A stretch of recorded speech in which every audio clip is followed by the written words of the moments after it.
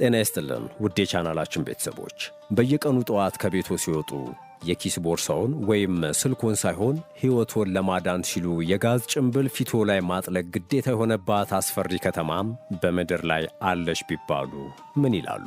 በጃፓን የፓሲፊክ ውቅያኖስ ላይ የምትገኘው ማይኬጂማ የተባለች ይህች እሳተ ገሞራማ ደሴት ከተማ አየሯ ሁል ጊዜ መርዛማ በሆነ የሰልፈር ጋዝ የተሞላ በመሆኑ ነዋሪዎቹ 24 ሰዓት ሙሉ የጋዝ ጭንብል አድርገው ይኖራሉ። መንግሥት ነዋሪዎቹን በገንዘብ እየደገፈ በዚህ ገሃነማዊ ምድር ላይ እንዲኖሩ የሚያደርግ ሲሆን ከዚህ አስፈሪ ሕይወት በስተጀርባ ግን መላውን ዓለም ያስገረመ ታላቅ የሳይንስ ምስጢር ተሸሽጓል።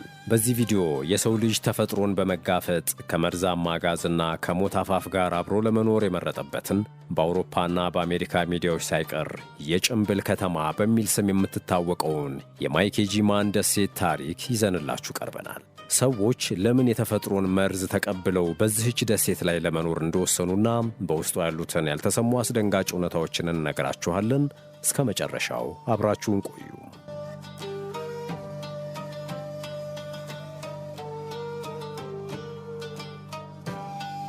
የማይኬጂማ ደሴት ከጃፓን ዋና ከተማ ቶኪዮ በስተደቡብ 180 ኪሎ ሜትር ገደማ ርቃ በፓሲፊክ ውቅያኖስ ላይ የምትገኝ አንዲት ትንሽ እሳተ ገሞራማ ምድር ናት።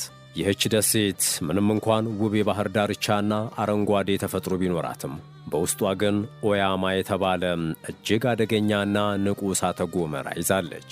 ደሴቷን ከሌሎች የዓለማችን መዳረሻዎች ለየት የሚያደርጋት ትልቁ እውነታ ከመሬቷ ስር የሚወጣው መርዛማ የሰልፈር ጋዝ በአየር ላይ ሁል ጊዜ የሚበን መሆኑ ነው። ይህ ልዩ የጂኦግራፊ አቀማመጥ ደሴቷን ለዘመናት የጃፓን መንግሥት ታላቅ የተፈጥሮ ምርምር ማዕከል አድርጓት እንዲቆይ አድርጓል። በደሴቱ ላይ ከ2000 በላይ የሚሆኑ ሰዎች የሚኖሩ ሲሆን አኗኗሯቸው ፍጹም ከሳይንስ ልብ ወለድ ፊልሞች የወጣ አስፈሪ ነው። ከተማዋ በውጭ ዓለም የጋዝ ጭንብል ደሴት ተብላ የምትጠራው ነዋሪዎቿ ያለ ጭንብል ለአፍታ እንኳን ከተማዋን መዞር ስለማይችሉ ነው። ማይኬጂማ በጥንታዊቷ ጃፓን ታሪክ ውስጥ ቀደም ሲል ወንጀለኞችና የፖለቲካ ተቃዋሚዎች በግዞት ተሰደው እንዲሞቱባት ከሚደረጉ አስፈሪ ደሴቶች መካከል አንዷ ነበረች። በ21ኛው ክፍለ ዘመን ደግሞ የአካባቢው ነዋሪዎች በማዕድንና በዓሣ ማጥመድ ሥራ ላይ በመሰማራት ስፍራውን ወደ ነቃ የኢንዱስትሪ ከተማነት ቀይረውታል። ይህ አይነቱ አስገራሚ ሽግግር ከተማዋን በሰው ልጅ የመቋቋም አቅም ታሪክ ውስጥ በቀዳሚነት ከሚጠቀሱ አስደናቂ ስኬቶች መካከል እንድትሰለፍ አድርጓታል።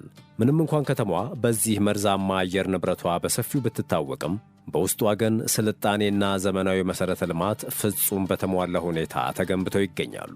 ነዋሪዎቹ ዘመናዊ ትምህርት ቤቶችን፣ ሆስፒታሎችንና የንግድ ማዕከላትን በመገንባት የራሳቸውን ዓለም በውቅያኖስ ላይ ፈጥረዋል። እንደ አውሮፓውያን አቆጣጠር ሐምሌ 2000 በደሴቱ እምብርት ላይ የሚገኘው የኦማያ እሳተ ገሞራ ከብዙ ዓመታት ጸጥታ በኋላ በድንገት በከፍተኛ ድምፅ ፈነዳ።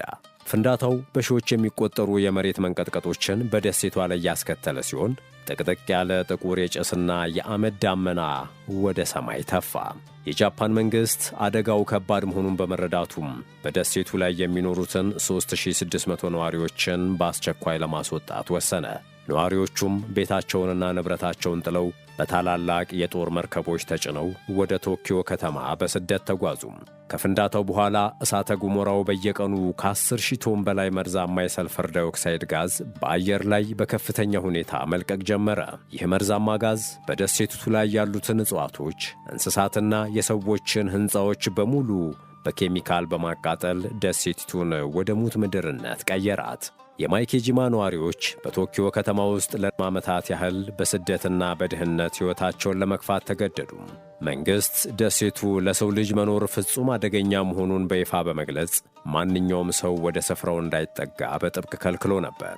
ይህ ረጅም የስደት ዘመን በነዋሪዎቹ ስነ ልቦና ላይ ትልቅ ስብራት የፈጠረ ቢሆንም ወደ ትውልድ ቀያቸው የመመለስ ጉጉታቸው ግን አልጠፋም ነበር። እንደ አውሮፓውያን አቆጣጠር በ2005 እሳተ ገሞራው በከፊል መረጋጋት ሲያሳይ የጃፓን መንግሥት ነዋሪዎቹ ወደ ደሴቱ እንዲመለሱም በአዲስ ሕግ ፈቀደላቸው። ነገር ግን ወደ ደሴቱ ለመመለስ የተቀመጠው ዋነኛውና ጥብቅ የደህንነት መስፈርት እያንዳንዱ ነዋሪ 24 ሰዓት የጋዝ ጭንብል እንዲይዝ መደረጉ ነበር። ይህ ታሪካዊ ውሳኔ በማይኬጂማ ደሴት ላይ የጭንብል ዘመንን በይፋ የጀመረ አዲስ ምዕራፍ ነበር።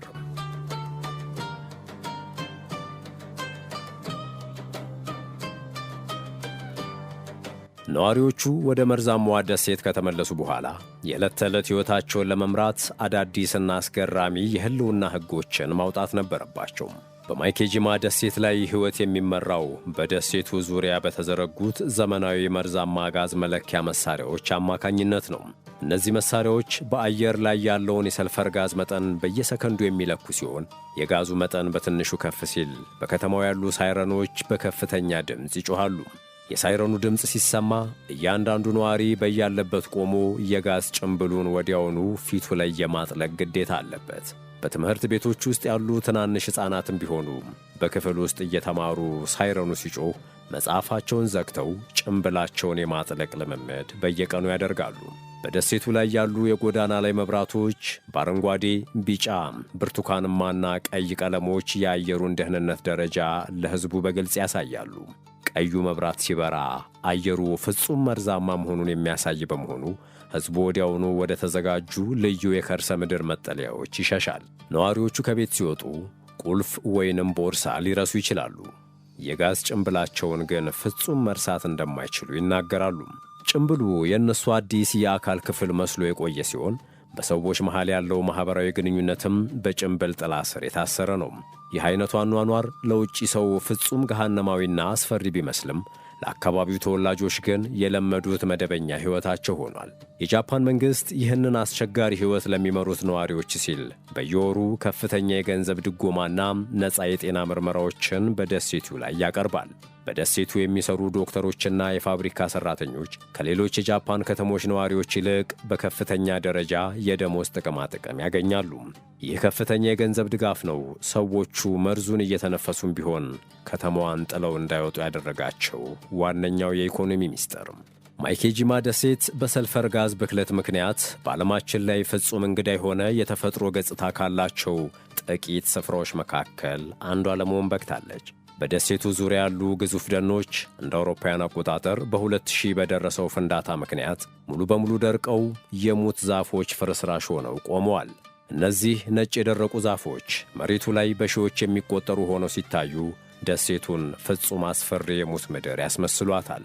ተመራማሪዎችን ያስገረመው ትልቁ ምስጢር ግን የተወሰኑ የዱር አዕዋፋትና ነፍሳት ይህንን መርዛማ ጋዝ ተቋቁመው በደሴቱ ላይ በሰፊው መኖር መቻላቸው ነው።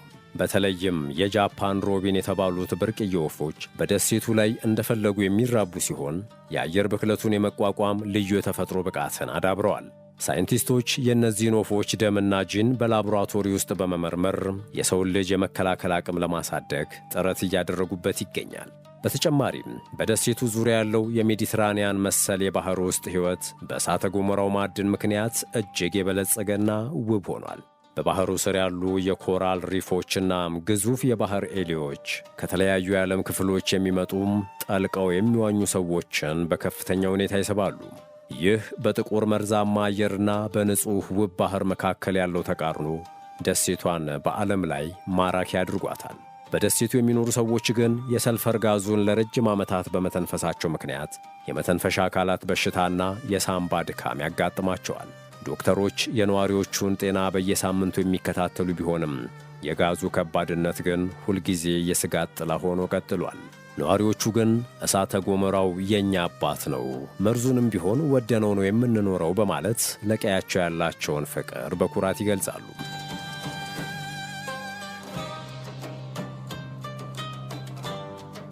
የጃፓን መንግሥት የማይኬጂማን ደሴት አስፈሪ የተፈጥሮ መርዝን ወደ መጥፎ ገጽታነት ከመቀየር ይልቅ ለየት ወዳለ የቱሪስት መስህብነት ለመቀየር ወሰነ። ከተለያዩ የዓለም ክፍሎች የሚመጡ ደፋር ጎብኚዎች ይህንን መርዛማ ምድርና የጋዝ ጭንብል አኗኗር በገዛ ዓይናቸው ለመመልከት ወደ ደሴቱ ይጎርፋሉ። ይህ አይነቱ ለየት ያለ የጭንብል ፍሰት በቱሪዝም ዓለም ውስጥ የጭንብል ቱሪዝም በሚል አዲስ ስም በሰፊው ይታወቃል። ጎብኚዎች ደሴቲቱ ላይ በጀልባ ወይንም በአውሮፕላን ለመጀመሪያ ጊዜ ሲያርፉ በደህንነት ሠራተኞች አማካኝነት የራሳቸው የጋዝ ጭንብል ወዲያውኑ በእጃቸው ይሰጣቸዋል። አስፈሪው ሳይረን በሚጮህበት ወቅት ጭንብሉን እንዴት በፍጥነት ማጥለቅ እንዳለባቸው የሚያሳይ የአጭር ደቂቃዎች ሥልጠናም በደሴቱ መግቢያ ላይ ይሰጣቸዋል። ቱሪስቶች በደሴቱ በሚቆዩበት ጊዜ ሁሉ የጋዝ ጭንብሉን በትከሻቸው ላይ አንግበው ለመንቀሳቀስ በጥብቅ ሕግ ይገደዳሉ። ቱሪስቶቹ በደሴቱ ላይ ከሚገኙት የደረቁ ነጫጭ ዛፎችና ከእሳተ ገሞራው ፍርስራሽ አጠገብ ቆመው በጋዝ ጭንብል ፎቶግራፍ መነሳት እጅግ የሚወዱት ተግባር ሆኗል። ይህ በጭንብል የተሸፈነ እንግዳ የፎቶ ገጽታ በማኅበራዊ ሚዲያዎች ላይ በሚሊዮን የሚቆጠሩ ሰዎችን ቀልብ በመሳብ የደሴቲቱን ዝና ይበልጥ ናኝቶታል። መርዙንና አደጋውን ለመለማመድ የሚመጡት እነዚህ ሰዎች ለደሴቱ ኢኮኖሚ አዲስና ትልቅ የገቢ ምንጭ ፈጥረዋል። ይህ የቱሪዝም ፍሰት ለደሴቱ ከፍተኛ የገንዘብ ገቢ ቢያስገኝም ለውጭዎቹ እንግዶች ግን ሁልጊዜ ከፍተኛ የጤና ስጋት መሆኑ አልቀረም።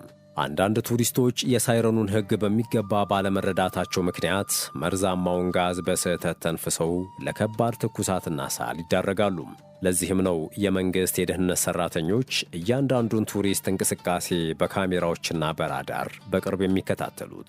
የጠፈር ምርምር ሳይንቲስቶች ማይኬጂማ ደሴት መርዛማ ጋዝ ከመልቀቋ ባሻገር የመሬቱ አወቃቀር ከቀዩዋ ፕላኔት ማርስ ጋር እንደሚመሳሰል ደርሰውበታል። በእሳተ ገሞራው አመድና ላቫ ምክንያት የደሴቱ መሬት ፍጹም በሆነ የሰልፈርና የብረት ማዕድን የበለጸገ ጥቁር ምድር ሆኗል። ይህ የተለየ የመሬት ኬሚካል አወቃቀር ሳይንቲስቶች የጠፈር ተመራማሪዎችን ለማሰልጠን ልዩ ስፍራ አድርገው እንዲመርጧት አድርጓታል።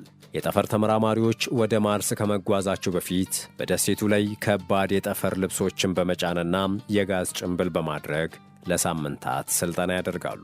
እነርሱ በማርስ ላይ ሊያጋጥማቸው የሚችለውን መርዛማ አየርና አስቸጋሪ መልክዓ ምድር ቀድሞ የሚለማመዱት በዚህች የጃፓን ደሴት ላይ ነው። ይህ አይነቱ ሳይንሳዊ ምርምር ማይኬጂማን ከተራ መርዛማ ምድርነት አውጥቶ የሰው ልጅ ወደ ጠፈር ለሚያደርገው ጉዞ ትልቅ ድልድይ አድርጓታል። ሳይንቲስቶች በደሴቱ መሬት ስር የሚገኙትን ጥንታዊ ባክቴሪያዎችን በመውሰድ በማርስ ፕላኔት ላይ ሕይወት መኖር አለመኖሩን ለማረጋገጥ ምርምር ያደርጋሉ። ምክንያቱም እነዚህ ባክቴሪያዎች ያለምንም ኦክሲጅን በሰልፈር መርዝ ውስጥ ብቻ ለሺህ ዓመታት በደስታ የመኖር ታላቅ የተፈጥሮ ብቃት አላቸው። ይህ ምርምር በተሳካ ቁጥር ማይኬጂማ ደሴት በዓለም አቀፍ የሳይንስ መጽሔቶች ላይ በከፍተኛ አድናቆት ስሟ ይነሳል። ይህ የጠፈር ምርምር ሥራ ደሴቱን ቢያሳድጋትም የደሴቱ ዋነኛ የሕልውና ስጋት ግን ለአፍታ እንኳ አልተቀረፈም። ከመሬት በታች ያለው የታላቁ እሳተ ገሞራ ኃይል በማንኛውም ሰከንድ ድጋሚ ሊፈነዳ የሚችል አስፈሪ አደገኛ ፈንጂ መስሎ ይኖራል። በዚህም ምክንያት ሳይንቲስቶች በደሴቱ ላይ ሥራቸውን በሚሰሩበት ወቅት ሁልጊዜ በከፍተኛ ስጋትና ጥንቃቄ ውስጥ ሆነው ነው የሚንቀሳቀሱት።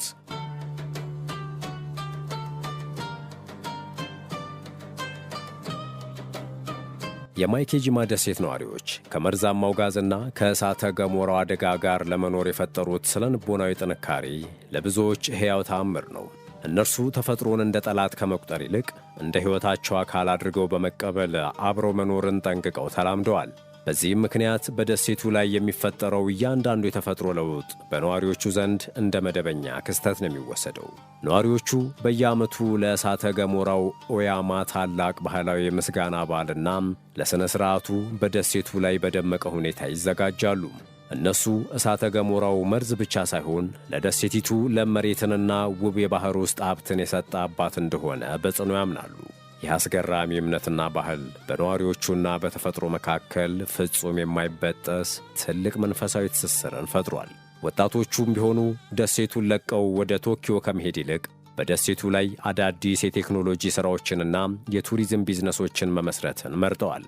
እነሱ የጋዝ ጭንብል ሕይወታቸውን በኩራት ለዓለም በማሳየት በማኅበራዊ ሚዲያዎች ላይ ትልቅ ተከታዮችን ማፍራት ችለዋል። ይህ አይነቱ የማይበገር ስብዕና ማይኬጂማ ደሴት በሰው ልጅ ታሪክ ውስጥ የማንነትና የጽናት ተምሳሌት እንድትሆን አድርጓታል። የከተማዋ ነዋሪዎች ይህ ሁሉ ጥንካሬና ፍቅር ቢኖርባቸውም በየቀኑ የሚተነፍሱት የሰልፈር ጋዝ በሰውነታቸው ላይ የሚያደርሰው የጤና ጉዳት ግን የማይቀር እውነት ነው።